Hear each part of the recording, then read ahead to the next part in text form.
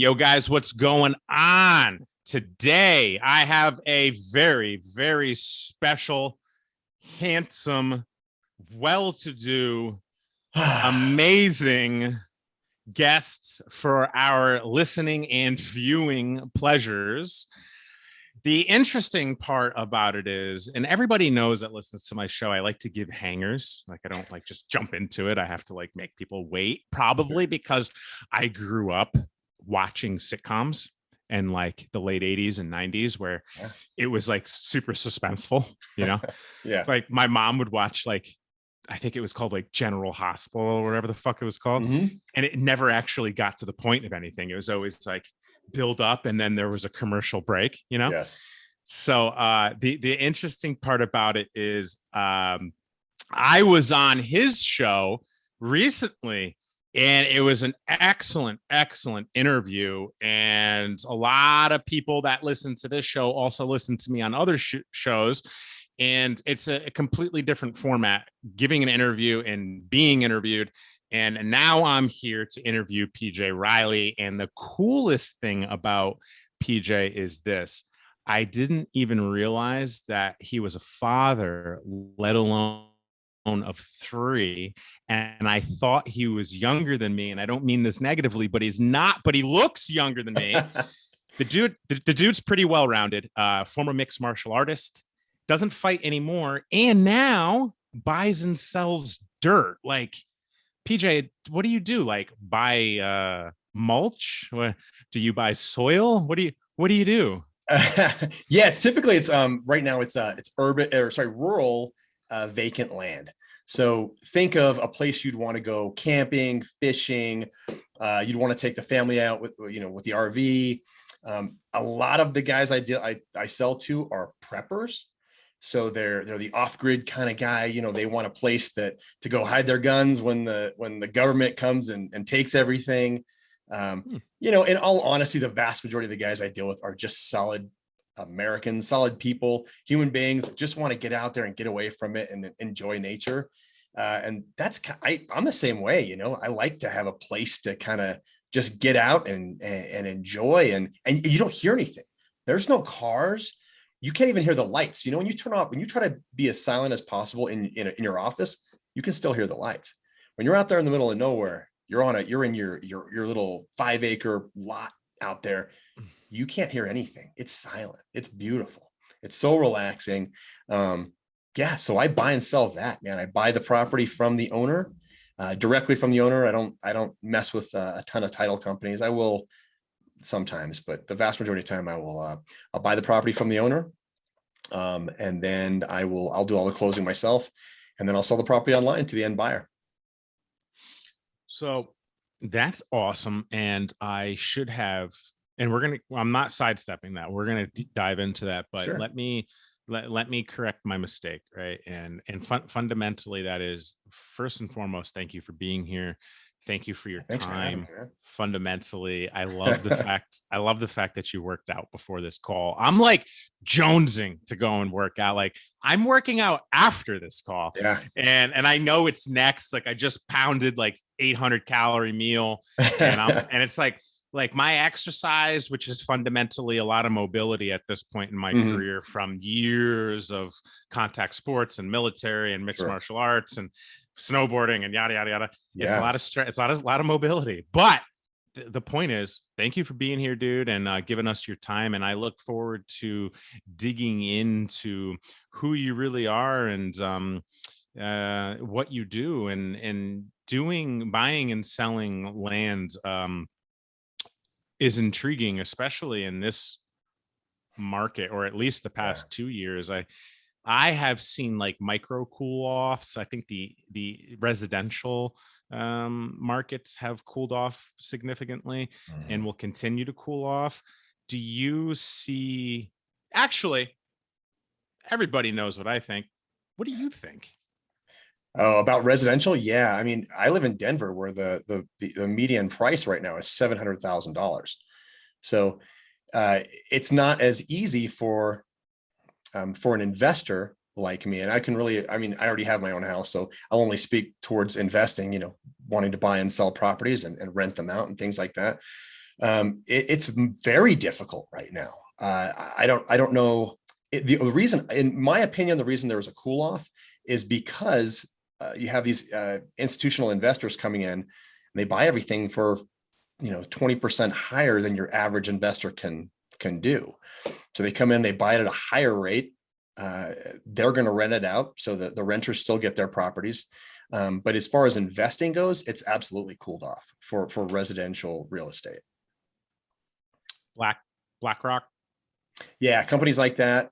They come in, and don't get me wrong, I'm not at all against capitalism, man. I'm all about it. Right. But it's just it kind of puts the vast majority of investors at a disadvantage. So you got to like work, just figure out new strategies, buy and sell land.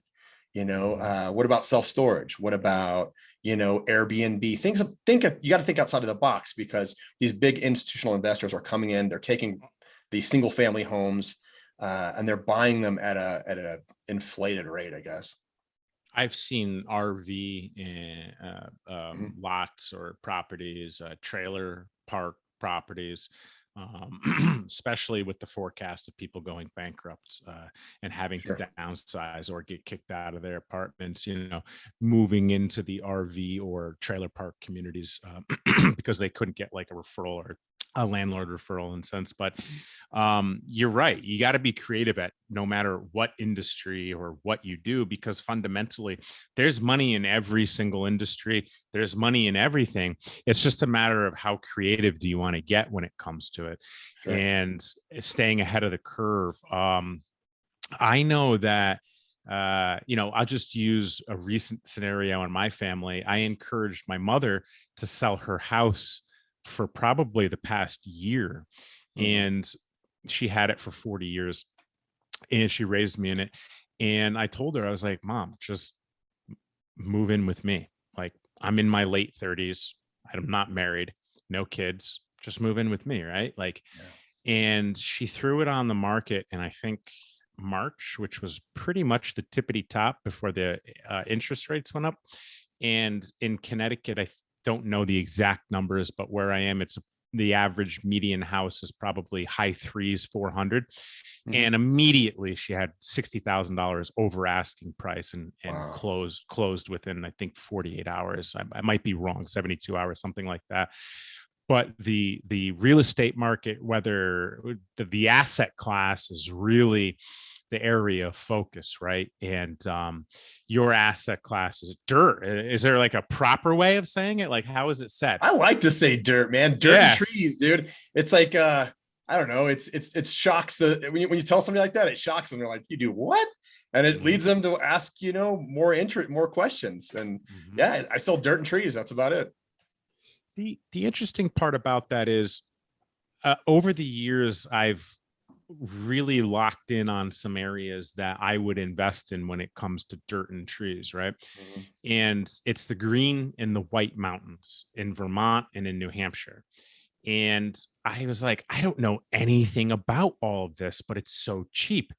And I started to see like drastic price differences in lots of land. And I'm not talking like 5 acres. I'm talking like 500 acres, right?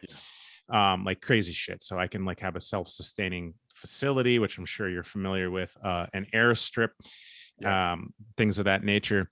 But the biggest differences that I noticed in those two areas while I was really looking at land was timber, meaning the properties had the properties had cash flow.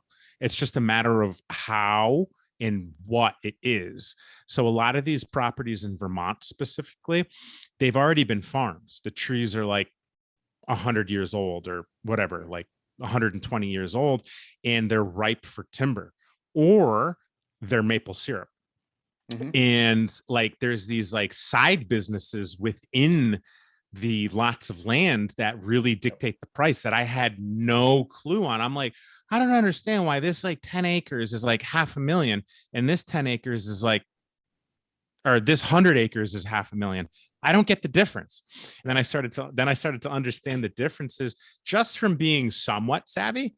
So is that like a learning curve that you had to understand or run into? Can you tell us about how you learned the industry? Yeah. So, I mean, and some of the smaller properties are going to be the same price as a larger property. They'll have utilities on the property. It'll be all ready for a single family home. Those are definitely higher priced properties. Those bigger ones that don't have, they're a little bit lower priced. And you're like, why is that so much lower? It's typically because there's no utilities. Maybe there's a road to get to the property, but it's just vacant, raw land. And if you think about it though, and if you're an investor, I would go for the property with the raw land. Mhm. All the options you have with that raw land, you can rent it out to hunters. I mean, what about that? You can lease that property. Hey guys, I have every weekend for the next, during the season, X amount of dollars, X amount of people, you can hunt there. Think about that for cash flow. Like you said, maple syrup, you can log the place. You can do glamping. That's Huge, so crazy. huge. Same with yurts. Yurts, it's insane. And if you have 100 acres, put 4 yurts on there. You'll never see them. You could be there the whole time camping. You'd never see those yurts. They'd be so far away. There's so many options you can do with just simple raw vacant land other than just selling it. It took me a long time to realize that. I mean, when I first started land, I'll take you back just a little bit with how I kind of got into it. Yeah. Explain it to me. Yeah. So I was like well, fast forward to the day before I started, I guess. I was kind of a serial entrepreneur. I tried all kinds of bizarre things. Not only the regular ones, I tried insurance sales. I tried to be a personal trainer. Professional fighting was a thing. I also tried. So check this out. I tried this company. Me and a guy were like, he got pulled over. He had a speeding ticket that he never paid. They took him to jail on that. So he had a warrant. He had a bench warrant. So they took him to jail. He gets out of jail. He says, he's like, we got to fix this, man. There's that should never happen. I'm like, you know what, man, you're right. So we worked with all these vendors, and we never had, this company never got off the ground, but this was the idea. We were going to put credit card readers in police cars. We'll develop software so that you can run a card as you get pulled over, pays your ticket, you're done, right? Genius idea. I thought anyway. But there's a reason we're not talking about my credit card business and we're talking about dirt. You're cutting the courts out. They probably were like, no. Yeah. And nobody wants their cops to be cashiers. That was the thing too. They were like, dude, my cops aren't going to be cashiers. Nobody wants to, sign a receipt. That's not what they do. They go out and fight crime. So I was like, yeah, I get it. So we tried, man. I'd be up all night, every night, emailing, calling people, different jurisdictions, different cities, counties, city managers, police chiefs. It was I could understand. I got it. And I was so new to the whole industry. I was just working really hard. That was the idea. I'm just going to work so hard. Someone will eventually take me. Didn't work out, but anyway, I digress. So that's pretty cool though. That's pure entrepreneurship. Yeah. See, but here's the thing too about entrepreneurship is that failed. All of them failed up to where we're at now, which is perfect, which is hard for like the new guy to understand. Yeah. They all think you see Instagram, you see the guy selling crypto, and I'm getting way off topic here, but no, roll. You're good. So the guy, he's selling crypto and he's 22 years old and he makes $10 million a month or something to that effect. And if it's real, exactly, maybe it's real, maybe it's not. But that same guy then will jump into let's say he tries to sell insurance and it doesn't work.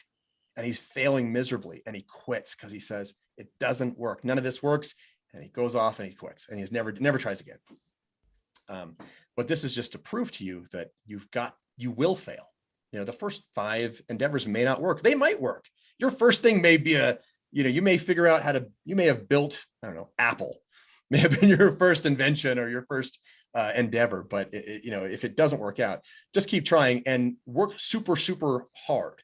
Like do all the things, get a mentor, get a coach, study, learn. And if you fail, move on quickly and move on to the next thing quickly. And then do the exact same thing there too. Get a mentor, get a coach, learn, train, get as good as you possibly can. And eventually it's going to work. So anyway, I was an entrepreneur. I was a serial entrepreneur. I had done direct sales for a while and I was selling vitamins pretty much. So I had About $1,200 in an envelope. And I just got, somebody had paid me. And so I was like, my buddy says, hey man, you should invest in real estate. And I was like, I know nothing about real estate. I have no idea how to buy and sell houses. He goes, oh, no, go to Detroit. Detroit's the way to go. You can buy a house for $1. You can buy a house for $1. And I was like, really? You can buy a house for $1? So I went online where you go when you're like, I can't fix my toilet. I can't fix the window. You go to YouTube, right? When you want to learn anything, you go to YouTube. So I went to YouTube and I'm like, how do you invest in Detroit? And so I'm typing away and trying to learn how to invest. Such a crazy tool. And I don't mean to sidetrack you. Such a crazy tool. YouTube. Serious. I mean, that YouTube will teach you fucking any skill in life. Isn't that crazy? Think about when we were kids, you would have to go to the library and go, what's it, the Dewey Decimal System? You'd have to go through and learn, find a book on everything. We had the Britannica encyclopedia collection. Yes. You know what I mean? Yes. Like that was your home library. Yeah, I remember that, like having to go through and find it. Yeah. And there was no like keyword, like searching a keyword or anything. No, there was an index. But you were saying, okay, so you were saying you're on, and I didn't mean to sidetrack you. You're on YouTube. You're trying to figure out how to fucking invest in Detroit and not get shot in the face. Yeah, man. So all of a sudden I see this guy and he's got a video and he's like, buy and sell vacant land. And I get about halfway through the video and you know how we are, man. I'm like, fuck it, I can do this, man. I'm only halfway through the video, but I know what I'm doing. So I go on Zillow and I see 2 properties just about 2 hours south of me. They cost $550 a piece. They cost $1,100 a piece, right? Imagine tiny little squares of dirt in a subdivision that was never developed 2 hours south of me. Now, mind you, I have $1,200 in an envelope, right? Yeah. So I contact this guy and I'm like, all right, I know each of them are $1,100. I'm about halfway through this guy's teaching video, right? So I know just about enough that you're supposed to lowball these guys. So I say, how about this? I'll give you $1,100 for both of them. And he's like, yeah, all right. I was like, really? He's like, yeah. I was like, okay, well, at this point, what do I do? Like, where do I go from here? Like, I didn't get far enough into this video where you learn how to like do this. Yeah, stuff, you landed the deal. Yeah. Yeah, I know nothing. So I'm like, he's like, yeah. He's like, don't sweat it. I'll take care of it all. Send me a check. I'll do the deed and all that. All right, man. So I sent him a check, which is kind of weird, just sending a guy a check. And so I sent it to him. He got the deed recorded, and that was it. A week. I think it took me 2 weeks to sell each of those properties. I sold them for, I think, 3 times what I paid, which is not a killing, but it's proof of concept, and you can absolutely see how this works. Oh yeah, this is insane. Yep. So yeah, that kind of that got me started. That's where everything kind of like just began. After that, man, I would just I finished the video that I started, and I watched them all, and I watched more, and I learned more, and the vast majority of the time you're going to learn from failing. You're going to learn by just asking people questions. It's just the day-to-day grind. You know, you got to be consistent. You got to show up every day. You got to be working. Half the battle. Absolutely. Yeah. You got to learn too. You have to like, if there's something you don't know, cool. Let's find out. Let's find the answer. I don't know the answer, but I'm going to find it. And that's kind of where I went. Every single day I'd be learning new things, calling people. Facebook was a great tool because I'd meet people who also did what I did. And I'd say, hey man, I have no idea what I'm doing in this county for this specific area. What do I do? And they'll tell you. Most people will tell you. Most people that are at a higher level than you will help. You just got to ask them. So yeah, I got bigger and better and grew, and that's kind of where I'm at now. How long ago was that, Detroit? About 7.5 years ago. So you've basically been investing and reinvesting the entire time? Almost most of it, I'd say 80 to 90% gets reinvested, but yeah. Yeah, that's about where I'm at. About 90-95% gets reinvested. And regardless of 7 years or 14 years, that's what it takes to grow. You know, especially if you start off like you and I, where we're not going to take loans from anybody. We're just going to use our own capital. You just have to throw your back against the wall, show up every day and constantly reinvest, and know that everything will work out. And the interesting part about it is we're kind of quickly going past the meat and potatoes of how this is done, which is you just got to show up. Yeah. Like, you And didn't think know what about the it fuck too. you were If you're doing. new, I spent $1,100. That's all I had. Right. It was just showing up and working. It wasn't Right. my dad didn't give me any money. I didn't have some great degree. I didn't have anything really. It was just like, you know what? I didn't even finish the video. I'm just going to show up and work and figure this thing out and, and make it happen. It's going to happen too. You got to be like, you got to be focused too. This is going to happen. There's no way around it. I'm going to make this happen. You have a background in jiu-jitsu, right? Mainly, so training jiu-jitsu, but most of my fights were boxing, kickboxing, Muay Thai. Okay. I had a lot of Muay Thai and kickboxing fights, about 50. Okay. So will you, Jesus. So we'll use striking as the example, not jiu-jitsu. So I know how to strike. I've striked, but I love ground, right? Yeah. So I'll just flip it around. Like you're the opposite way. So like I did jiu-jitsu competitions for about a few years. And then I would train on and on with the guys, basically with the MMA guys, Right. MMA jiu-jitsu is different than pure jiu-jitsu. Oh yeah, totally. And the interesting part about it is like whether it's boxing or jiu-jitsu, we'll use boxing in this case. Like I didn't know. I mean, I like knew how to street fight before I got involved. But I didn't know anything about boxing. And the interesting part about it was I just showed up. And what I really had to work on the entire time for the years that I did it was my footwork. It's just having to move my feet faster and faster and faster. I'm a big dude. I'm not, carrying 220 of like primarily muscle. I'm flat on my feet, and trying to get on my toes and step and move and so on and so forth. But I didn't know it. And I just showed up every single night, worked on my footwork. And then when it got to the point to where the coach was like, okay, Chris, you could start sparring, I got lit the fuck up. But you know what I mean? Yes. But after a while of just showing up every day and getting literally punched in the face, you start landing back and you start countering back and you start dropping people back. And it's the same thing in business. It's the same thing in jiu-jitsu. In the beginning, as a white belt, you don't know what the hell is going on. And you're getting arm bars ripped and guillotines and rear naked chokes. And you're just a test dummy. And then after maybe, I don't know, maybe a year, 2 years, you could be standing first place on a podium if you just show up every day. Absolutely. And it's the same thing with business. And I like that you mentioned that. And I just wanted to touch on how important that aspect of building a business and a brand is. And speaking of brands, I love your brand. Did you just get those hats in? Dude, I just got these hats. I love it. Crooked here. It's kind of crooked. So I just got some hats in. Landlife hats. It's kind of Landlife is the podcast, I don't necessarily have a coaching program yet. I will coach people under for vacant land, but it's mainly the podcast. I got a podcast now, and I had you on. It actually gets released tomorrow. Ooh. I know, it's exciting. So make sure you tag me.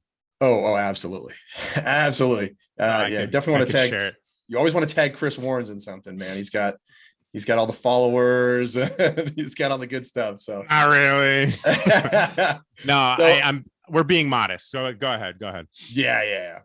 So Landlife is the brand, and it's only really got started this year. My kids used to make fun of me all the time. They'd say, I'd always get so excited. Like, you can tell I'm a pretty excitable guy. Yeah, you got high energy. What's that? You got high energy. Yeah. So, dude, when I get on a roll, man, I honestly, it's tough to stop. I got to like slow myself down. So, my kids they'd come home and I'd be like, hey, I got this great deal. Like, this is cool. This property has this. It's on, we got a mountain. We got some animals out there. It's going to be awesome. And my kids would always look at me like, Landlife, Dad, Landlife. And so I was like, you know what? Honestly, that's kind of cool. That's kind of a thing. I like that. So they would hashtag me Landlife when they would Facebook message me or Instagram or all this as kind of a joke. Like, initially it started as they were messing with me. And And so, yeah, they get all the credit for developing the name Landlife. But I was like, you know what, that's a really good idea. And so I just started rolling with it. That's cool. Which was it, all your kids or just one of them? No, really all of them. I mean, probably my oldest, I would imagine, was the one who initiated it all. But after she said it, they were all about it. All three of them. I got three girls, man. Yeah, dude, seriously. 15, almost 17, and 22. So Wow. my oldest, So we had her birthday they're yesterday. all women. I'm sorry? They're all women. Yes. Yes, they are. Yes, How's they that are. been? Very opinionated women. I'm basically a security guard at this point. Oh, I can imagine, dude. I control the house. I make sure everyone's safe. The cars are running. There's no trouble. No one breaks in. That's kind of my job now. They're in charge of everything. I'm just. Do you at least have like a male dog or cat or something? Yes, I have That's two good. male dogs. That's good. The downside is they're mini schnauzers, and so they're kind of like yippy dogs. But they're Yeah. my boys. So yes, Yeah. I have two boys Yeah. that keep the testosterone level a little higher. Yeah. Yeah. Definitely needed. Absolutely.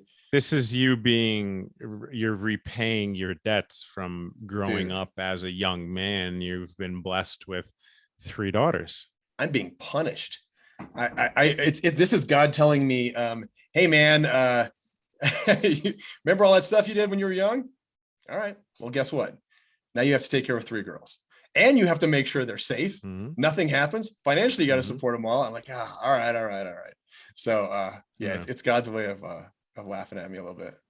But it's a blessing, right? It's a blessing Absolutely. because you've been giving the opportunity to provide for, raise, coach, mentor, father, husband, your family. And I'm joking when I say it's a punishment. It's awesome, man. I've been married for 22 years. Jeez. So my wife and I, crazy enough, I have a 22-year-old, and I've been married for 22 years. That's another story too. It sounds about right. It sounds, the numbers work out. Yeah. So it's like, but here's the thing though, if life is a little bit of a challenge at first, stick it out, man. You're going to make it work. Just stick it out. Keep working, keep moving forward. And you'll end up with a beautiful family, a nice house, and, all kinds of good things happening for you. Yeah. That grit that you're talking about is like, I think it's lost a little in not only in American culture, but like Western culture. Absolutely. It's almost like this is my observation. It seems like the grittiness of not only Americans, but Western culture, Western society has almost been leaving. Because, and I think it's like the byproduct of a lot of movements that have come over the past couple of centuries specifically. And, now specifically my generations, I'm technically a millennial, right? They call me a zillennial. I guess there's like a subsection from 75 to 85. But I call it a millennial, right? And there's not a lot of grittiness and like depth of like being married to something, let alone a human or an idea or a business. And I actually had an interview prior to this, and I was talking to someone who's 30 years into entrepreneurship, and she got fucking smashed in the face twice prior to 10 a.m. And she's like, I just need to vent. Can we talk a little bit? And I was like, talk. Absolutely. But the point that it comes down to is it's so easy to quit, right? It's so easy to quit, whether it's business, life, relationships, building a brand, whatever it might be. But the hard part is the grittiness of making it work. Like that's where the growth is, whether it's your marriage, whether it's your business, whether it's your brand, whatever it is. That the grittiness, what you're talking about, is something that I believe all of us could learn more of and do better of, which in turn would make everything that we do more prosperous, more abundant, and full of growth, which in turn grows the economy and grows the country and grows each other. And we have a global economy. I mean, look, Yep. China shut down. It fucking knocked out a bunch of markets, and in turn grows the world. And I'm going very far fetched here and philosophical as I'm a young philosopher, but Yeah. I just wanted to accent how important that grittiness point is that you brought up. Yeah. I listened to, I watched a video Ray Dalio made the other day. I don't know if you've Right. seen it. Have you seen that?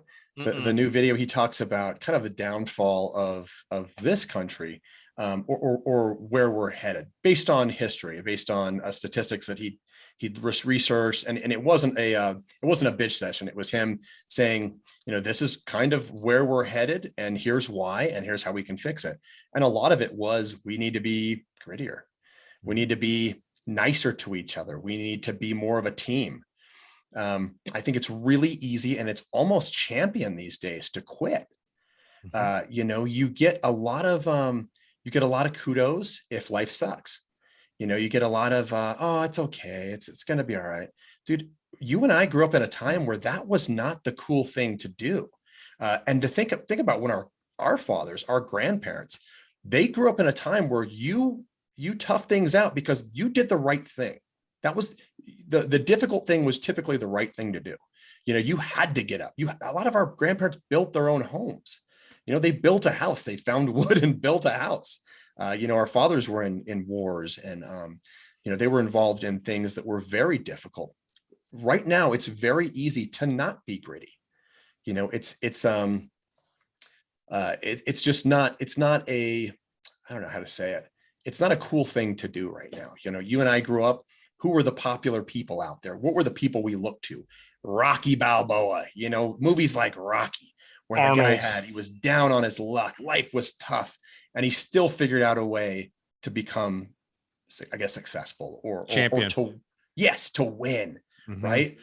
We had Hulk Hogan as a wrestler. He would be down and he'd kind of come back, and then he'd win the match at the end. Nowadays, that's just not cool. It's super hip to have a rough life, to be a little bit softer, a little bit weaker.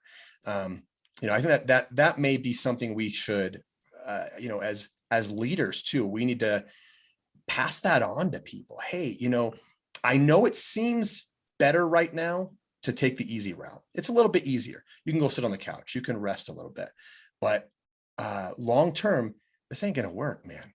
And guys like us need to figure out ways, though. I mean, you probably already have, of encouraging the youth to be tougher, be grittier, find those difficult situations, put yourself in those difficult situations and win.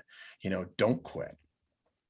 Yeah. But, yeah. I think, I'm sorry, did I cut you off? No. I think you're right. And I believe that we humans, men, women, everybody can incorporate not only being gritty, but also being soft, right? Like if someone's having a hard time or failing, or, they need to sit down on the couch, metaphorically speaking, it's okay to be gritty, but be soft and be like, you know what? It might not seem like everything's going to be okay right now. Let's just back off the gas pedal. All right. Let's just take a seat for a second. Let's regroup. Everything's going to be okay.